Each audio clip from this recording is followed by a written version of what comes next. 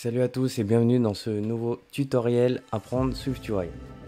Dans ce tutoriel, on va découvrir un nouveau composant qui est disponible depuis iOS 14 et Xcode 12 qui s'appelle le LazyVGrid.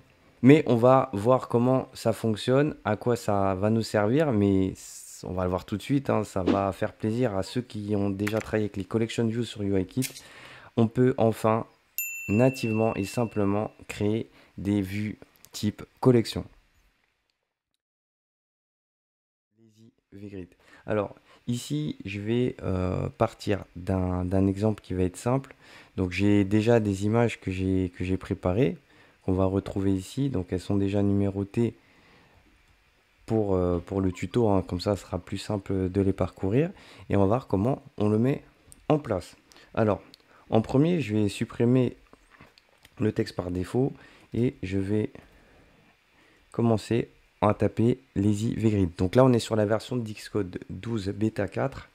Donc tout ça restera bien sûr disponible dans les prochaines versions d'Xcode.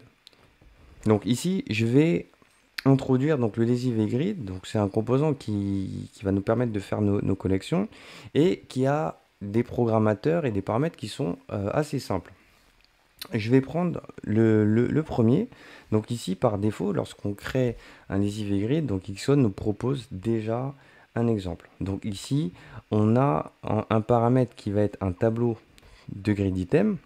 On va le voir juste après, avec des tailles fixes de 20. C'est-à-dire que je vais pouvoir définir la largeur de mes colonnes, pour faire simple.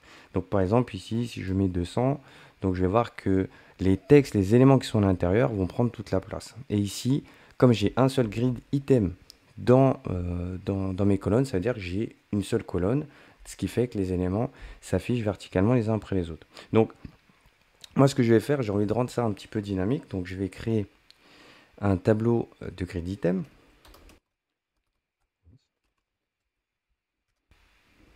Et ici, dans mon tableau de colonnes, je vais créer donc des grid items, tout simplement.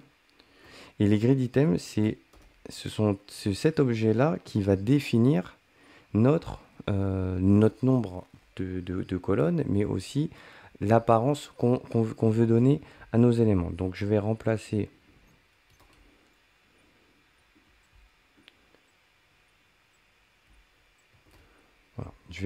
le tableau qui était prédéfini par celui que j'ai mis. Donc grâce à l'inférence de tick, Xcode sait que c'est un tableau de colonnes. Donc voilà. Donc là, on va faire un exemple simple. Je vais montrer comment ça marche par défaut. Alors par défaut, un grid item vide, en tout cas comme ça, il sera de type flexible. On va voir qu'il y a différents types qui existent. Donc là, si je fais point à l'intérieur de mon grid item, je vais pouvoir avoir trois types. Donc le premier qui apparaît, donc c'est l'adaptive. L'adaptive, ce qui est intéressant, c'est qu'il va nous servir, on va lui définir une taille minimum et maximum, et en fonction de l'espace qui sera disponible, et ben, il va créer automatiquement le nombre de colonnes. Par exemple, si je crée une colonne adaptive, par exemple, je sais pas, je vais mettre 80 minimum, ben là, ce qu'il va essayer de faire, il va prendre mes éléments avec un espace de 80, et il va m'en mettre autant que possible.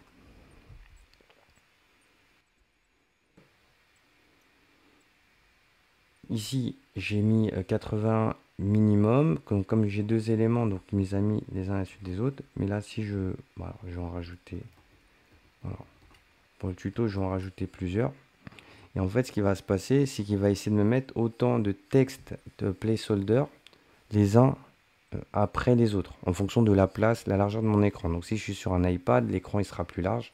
Donc je vais pouvoir prendre un peu plus d'espace. Donc à la fin, on s'aperçoit qu'en mettant un grid item de façon adaptive, avec une taille minimum, il va automatiquement remplir notre collection avec le nombre de colonnes qu'il estime suffisant pour pouvoir tout afficher. Voilà, ça c'est le premier truc. Par défaut, donc comme on crée un grid item vide, donc il va être flexible, justement ça va être un peu l'inverse, c'est qu'il va prendre tout l'espace en fonction du nombre de colonnes, mais c'est celui que je vais définir moi. Donc là par exemple, si je veux faire une vue avec 3 colonnes fixes, donc si je fais flexible, en fait chaque colonne prendra tout l'espace qu'il lui sera possible de prendre. Donc si j'en fais 3, par exemple ici, Ici, je vais forcer mon affichage à être sur 3 colonnes, donc il m'affichera tous mes textes. Donc on a bien vu de façon verticale, les uns après les autres, sur 3 colonnes. Voilà, donc ici il m'affiche donc 3 colonnes égales, où je vais retrouver donc mes placeholders, mes textes qui s'affichent. Donc voilà, ça c'est déjà pour voir comment on peut manipuler directement nos colonnes. Et par exemple, si je veux que la première elle ait une taille fixe et que les autres s'adaptent, je vais pouvoir le mettre par exemple ici en fixed. Et en fixed, je vais pouvoir ici lui donner une taille. Et là par exemple, je vais mettre 30. Donc là, je vais forcer l'interface à s'adapter. Voilà. Donc ici, par exemple, je vais pouvoir définir des propriétés après spécifiques pour chacune de mes colonnes. Donc si j'en veux en mettre une fixe, une qui s'adapte ou une qui soit flexible avec ses paramètres, donc je vais pouvoir le faire. C'est entièrement customisable et c'est très puissant. Donc ici maintenant, ce qu'on veut, c'est afficher nos images. Donc là, ce qu'on va faire, mes images sont déjà chargées dans les assets. Donc je vais pouvoir les mettre en place.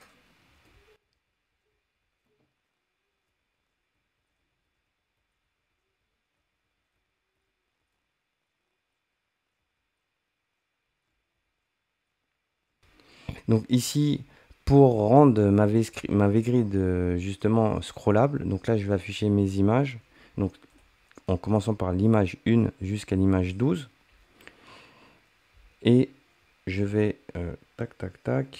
mettre tout ça dans une scroll view. Donc ici, en fait, comme mon grid item est flexible, je vais avoir la possibilité d'afficher mes images en plein écran parce que ici, je fais un resizable dessus pour qu'elle puisse s'adapter et un scale to fill pour qu'elle puisse justement se remplir par rapport à leur largeur.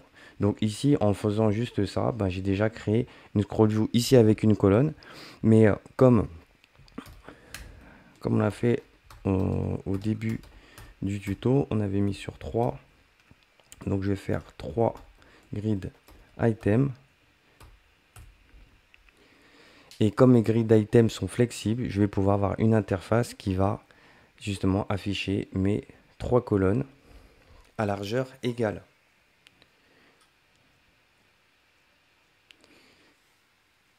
Alors bien sûr, les grid items sont customisables, hein. On peut mettre des spacing, on peut raccourcir, mettre des espaces à 0. Si on veut coller toutes les images, on peut faire plein de choses. Donc ça, tu pourras jouer un petit peu avec. Et pour finaliser le tout, je vais mettre tout ça dans un navigation view.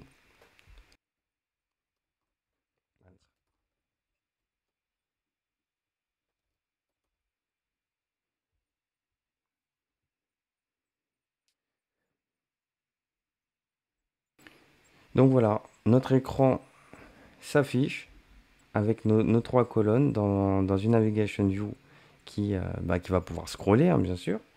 Et on va pouvoir conclure, hein, sur ce tutoriel en observant que le composant Lazy VGrid dans une scroll view, c'est égal à ce qu'on appelle une collection view en UIKit. Et on peut faire très simplement des interfaces comme ça. Alors bien sûr, ces vues-là, ça pourrait être des boutons, ça pourrait être des zones cliquables, on pourrait mettre dans des navigation links. On peut imaginer tout ce qu'on pourrait faire.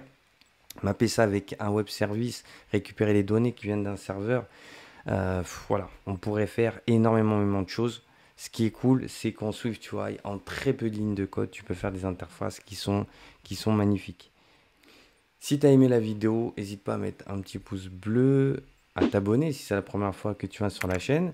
Et nouveau, pouvoir aussi rejoindre le groupe Apprendre SwiftUI, un groupe Facebook qui est la première communauté en France, hein, sur SwiftUI. Donc je t'invite à la rejoindre si tu veux en apprendre un petit peu plus. Chaque jour il y a un quiz, il y a des vidéos, les vidéos justement de la chaîne Appivodia, tu vas pouvoir aussi les retrouver dedans. Et apprendre SwiftUI aussi avec la communauté. En tout cas, je te remercie d'avoir suivi la vidéo et puis on se tient au courant pour la prochaine vidéo sur iOS 14 et SwiftUI 2.0. Salut, ciao!